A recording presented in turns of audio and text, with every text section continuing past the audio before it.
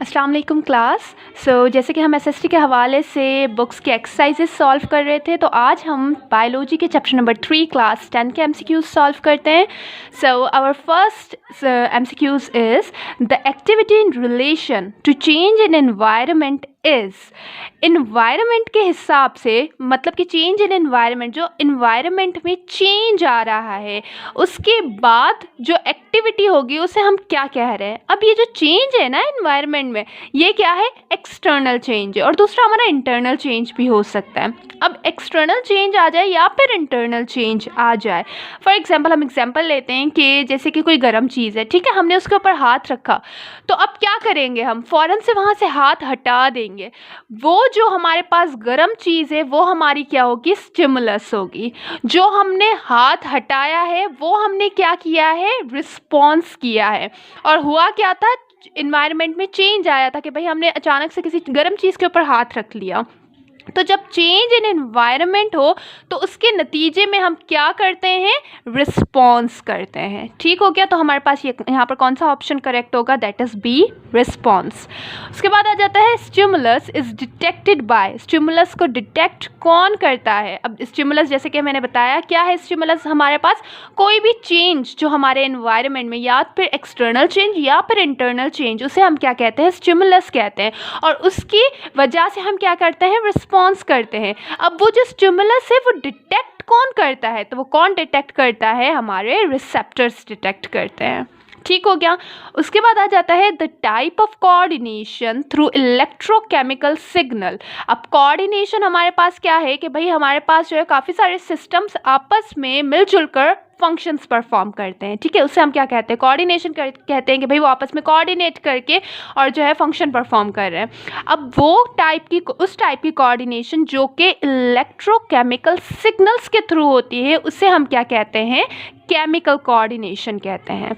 और जो न्यूरॉन्स के ज़रिए होती है उसे हम क्या कहते हैं? नर्वस कोऑर्डिनेशन कहते हैं। ठीक हो गया? जो ह्यूमन बींग्स हैं उनमें, ह्यूमन बींग्स या एनिमल्स, उनमें कौन सी कोऑर्डिनेशन होती है? नर्वस एंड केमिकल दोनों होती हैं। जबकि प्लांट्स में कौन सी कोऑर्डिनेशन होती है? सिर्फ केमिकल कोऑर्डिनेशन होती है। ठीक हो गया? ये बात याद रखनी है आप लोगों ने।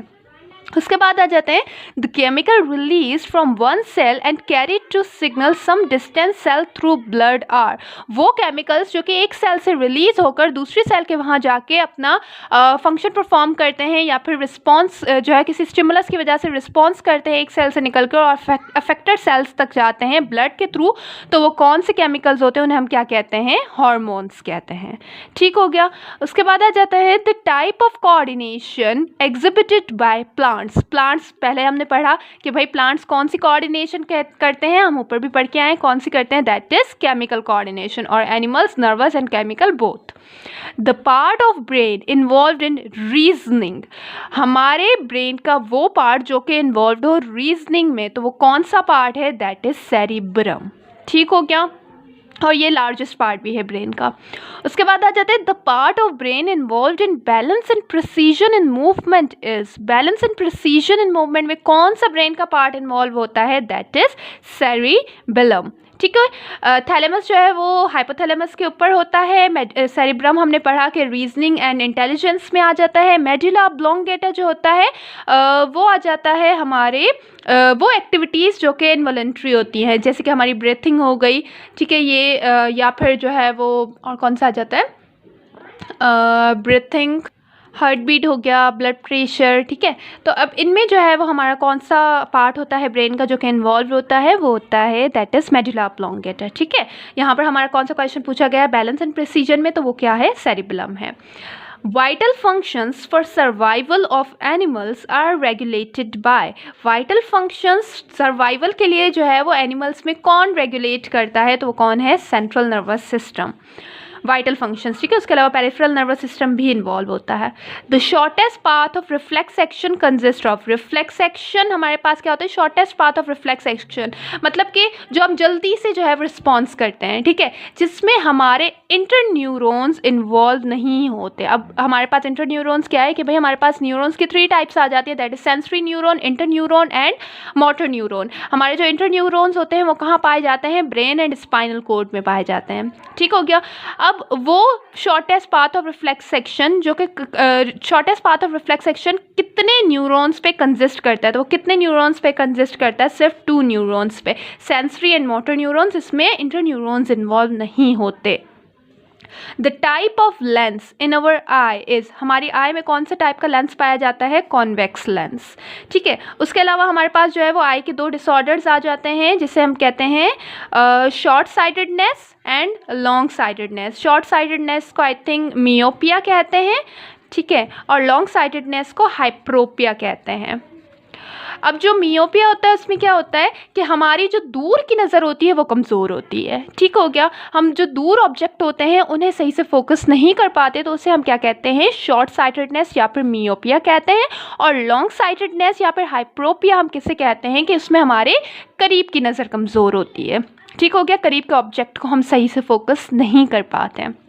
उसके बाद आ जाता है the automatic process of altering focus to get sharper image.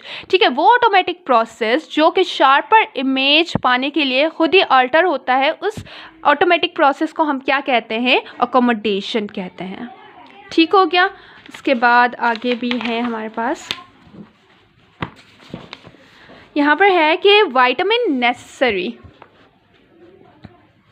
Vitamin necessary for proper vision. Proper vision के लिए कौन सा विटामिन नेसेसरी होता है, दैट इज़ विटामिन ए। ठीक हो गया, उसके अलावा विटामिन सी जो होता है वो विटामिन सी की डेफिशिएंसी की वजह से कौन सी जो है वो डिसऑर्डर आ जाता है, दैट इज़ कर्वे।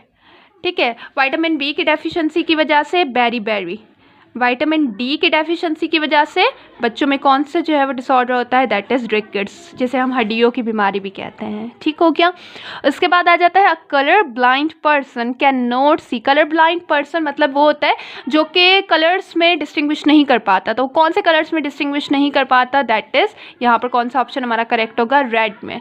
ठीक है, तभी हम कहते हैं कि जो कलर ब्लाइंड पर्सन होते हैं उन्हें जो है वो ड्राइविंग में प्रॉब्लम होती है, किस वजह से, क्योंकि वो ट्रैफिक सिग्नल्स को सही से पहचान नहीं पा रहे होते हैं। द बुक किताबुल मनाज़िर वॉज रिटन बाय, तो किताबुल मनाज़िर जो है बुक किसने लिखी है, इब्न अल हैतम ने। और इब्न अल हैतम का आप याद रखिएगा ज़्यादा वर्क जो है वो किस में है, ऑप्टिक्स में, फादर ऑफ ऑप्टिक्स भी कहा जाता है।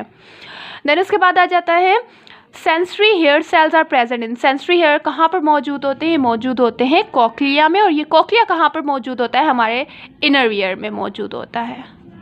ठीक हो गया, उसके बाद आ जाता है the gonads are the target organ of FSH, LH। FSH mean follicle stimulating hormone, LH mean luteinising hormone, या फिर बोथ A एंड B। तो जो हमारे पास ऑप्शन यहाँ पर करेक्ट है that is both A and B। Follicle stimulating hormone, luteinizing hormone का जो टारगेट ऑर्गन होता है वो कौन होता है, गोनाड्स होता है। ठीक हो गया, यहाँ पर हमारा ये चैप्टर होता है ख़त्म। अब बेटा काफ़ी बच्चे जो है वो कह रहे थे कि मैम आप जो है फिजिक्स एंड केमिस्ट्री के MCQs भी सॉल्व करवाएं, तो मैं आप लोग को ऑलरेडी बता दूं कि फिजिक्स एंड केमिस्ट्री के MCQs ऑलरेडी सॉल्व करवाए जा चुके हैं। फ़र्क सिर्फ इतना है कि उनमें जो है वो हमने डायरेक्ट बुक से नहीं किए, बल्कि हैंड रिटन जो है वो वहाँ पर नोट्स आप लोग को मिलेंगे। हैंड रिटन किस वजह से थे कि उसमें मैंने ऑलरेडी बुक के जो MCQs है वो भी लिखे थे, और उसके अलावा डिफरेंट वेबसाइट से भी उस चैप्टर से रिलेटेड जितनी भी इंपॉर्टेंट MCQs थे वो भी ऐड कर दिए थे। ठीक है, ताकि अगर बुक के अलावा भी आ जाएँ तो भी आप लोग सॉल्व कर सकें। तो आप लोग जाएं और जो है अगर फिज़िक्स एंड उसकी केमिस्ट्री की वीडियोस भी आप लोग को चाहिए तो आप वहाँ पर देख सकते हैं उससे रिलेटेड MCQs। ठीक हो गया, और आप लोगों से रिक्वेस्ट है कि मेरे चैनल को सब्सक्राइब ज़रूर कर लें, बेल आइकन को क्लिक करें ताकि आप लोग के पास हर न्यू वीडियो का नोटिफिकेशन आ सके। थैंक यू, खुदा हाफ़िज़।